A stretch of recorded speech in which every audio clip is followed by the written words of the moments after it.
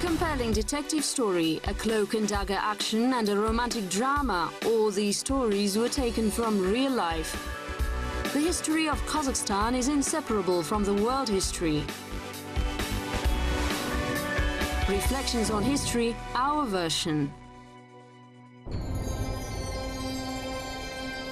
Memory keepers.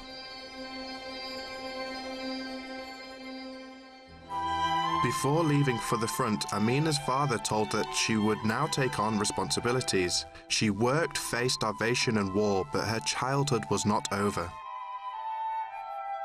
When the evacuees came to Borovoye, she and the other children ran around there, which was typical of little kids.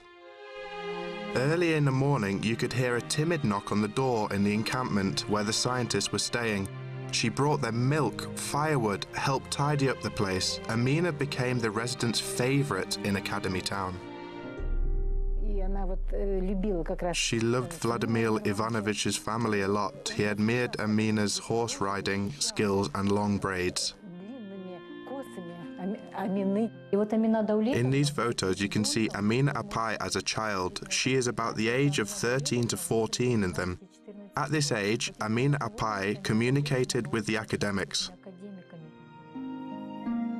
Amina Tursynbayeva dedicated her whole life to keeping every tiny fragment of history relating to time and people. They went there because it was necessary for those who wanted to preserve the science.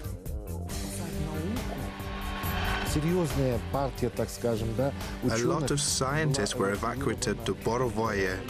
They were mainly brilliant scientists involved in natural science.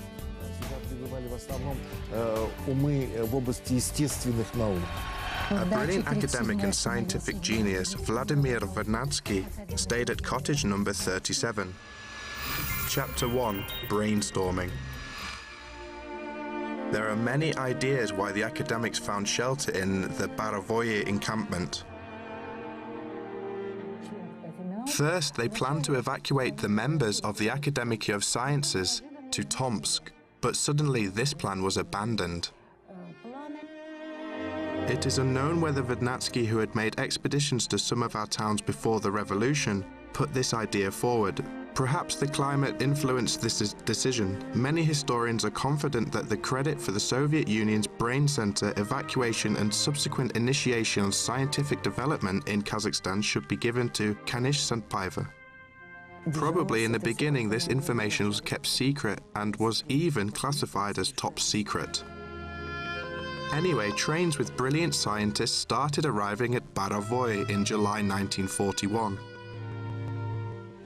They were allowed to bring luggage weighing less than 20 kilograms. The scientists traveled by plane only to the nearest point of the Great Land, which was Tikhvin town. They came from Leningrad. After that, they had to spend many days on an exhausting railway journey to the east. Perhaps this journey was solitary and there is no information about how long it took certain people to reach their destinations.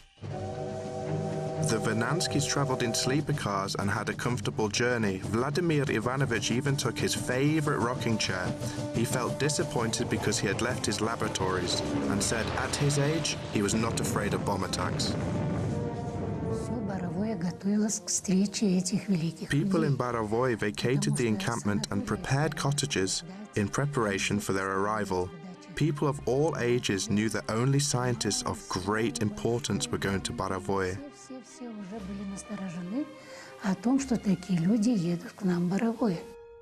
White France curtains were gathered and hung on the windows. It was still dark and the power was turned off. There was a cup of coffee, a sandwich, and 5 or 6 editions of the book. The academic did this work every day and he has learned to save even tiny amounts of time. Even telephones were turned off and no one visited. You can imagine this process as the most intensive work was done during the interval between 7 and 12 o'clock. This work helped to relieve their sorrow caused by Information Bureau news reports, which made him world famous and secured a place in the world's history of science for Borovoye. The name of Kazakhstan Sanatorium became renowned thanks to Vladimir Vernadsky. This northern pearl inspired many other scientists to pursue numerous discoveries. They gathered in the library and resolved all the questions there. Each scientist made a contribution to it. Berg was engaged in fauna, nature, and other land. Virologist Gamalay tried to find new ways to treat tuberculosis. Local physicians told Gamal Aga the secrets of orotherapy. Literary critic Orlov wrote epic literature in Kazakh, and Amina sang for him Kozy Korpesh and Bayan Sulu. Maria Andreeva, Maxim Gorky's wife, who was the director of Moscow's House of Scientists, opened a drama hobby group for the children. Vernadsky took breaks from working on his main book to help establish a match production plant in Shchuchinsk. Amina could talk continuously about 160 famous scientists who were in the same place. She said that once the academic Vernadsky had put her on his lap, given her a slap on the back and said the girl had a healthy appetite. It was natural because there were 10 children in their family and times were difficult. Chapter 2. Splinters of Memory.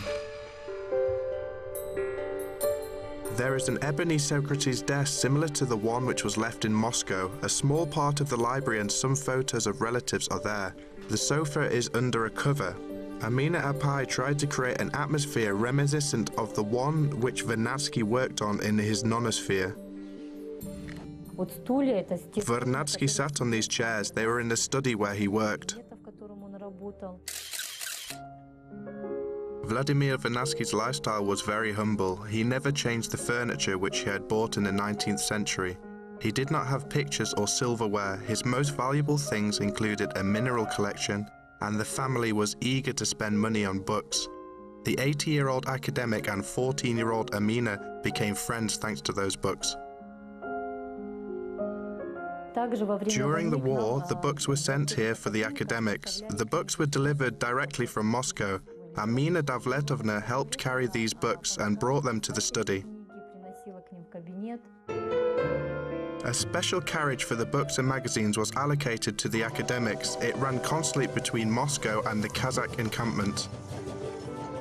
Этот музей, конечно, это серьезный вклад. This museum represents a significant contribution that was made by a patriot of this region and a wonderful person, Amina Apai. She was very zealous and established this museum from scratch. In the museum, there is a room packed with books which were used by the scientists evacuated during the war. Которыми пользовались ученые, эвакуированные в период войны. She dedicated her life to recreating this memorial and became a person of note herself for the region. Amina Tursynbayeva was called Museum Apa. Having graduated from Technical University and the Faculty of History, she spent over 50 years working at the library where scientists conducted their research and at the encampment where the evacuated children lived. She opened the first museum, and although she retired, she continued working until she was 86. She was an amazing and unique person.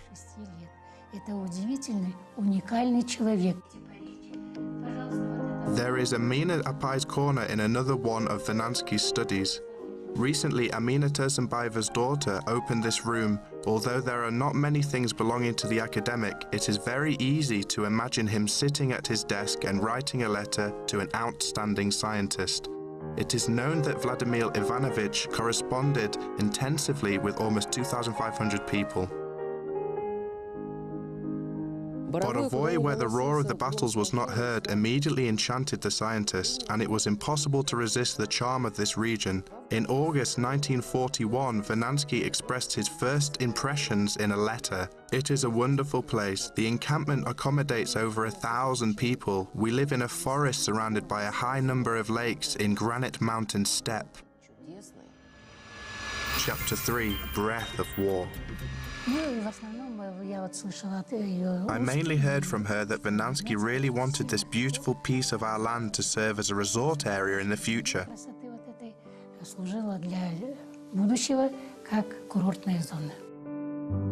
It is really easy to think and breathe here. Nevertheless, it was the war that was felt in the academics' conversations, that the evacuee children's games and concerts were given for the wounded, and there was a shortage of paper.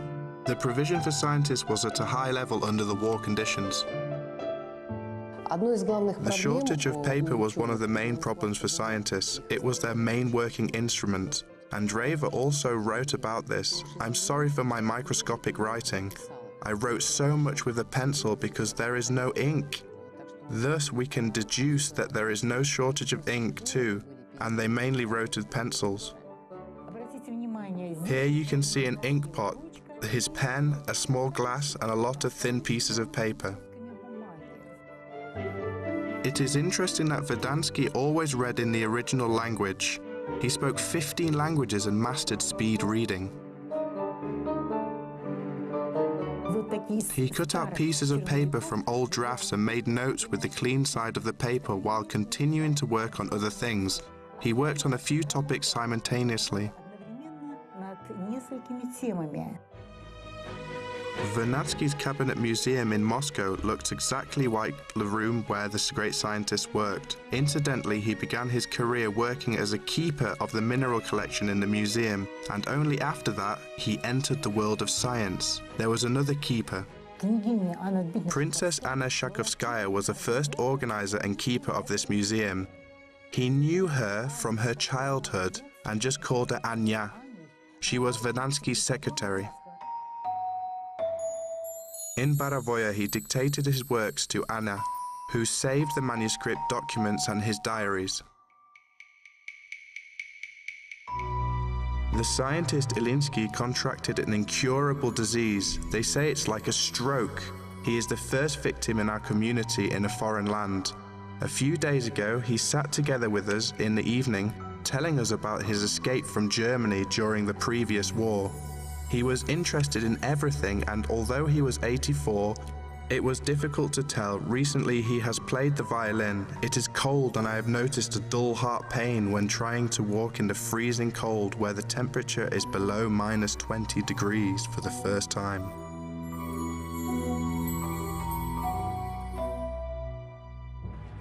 Many of them were buried in Kazakhstan. His beloved wife also found her last resting place here. The remains of Vladimir Vernadsky's wife lay here. In 1943, Natalia contracted pneumonia and passed away 2 days later. The academic could find salvation only in his work. Everything reminded him of her. They were together for 56 years, living in perfect harmony. Deeply concerned about each other, a month and a half later, Vernadsky returned to Moscow. When people lose each other at this stage, they obviously suffer a terrible blow.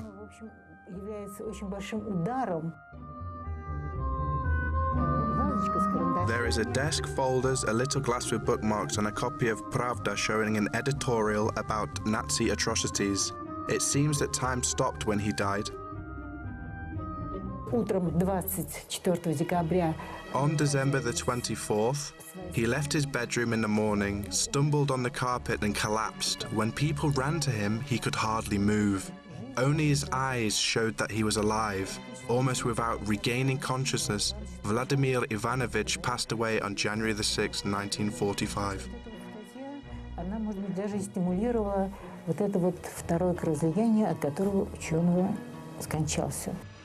Epilogue. It is memory that will save humanity. Two elderly people were going down to the lake. They are Nikolai Zelinsky, wearing an academic cap, and Vladimir Vernadsky. No one can tell us what they were talking about. I think that the military operations were their main topic of conversation because it was a very important part of their lives.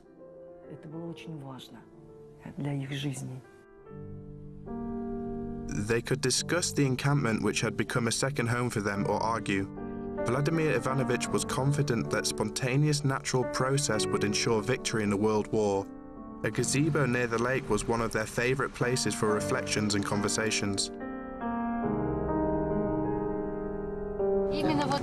If you raise your head a little and look to the right, you will see a gazebo in that area. An old gazebo was there before.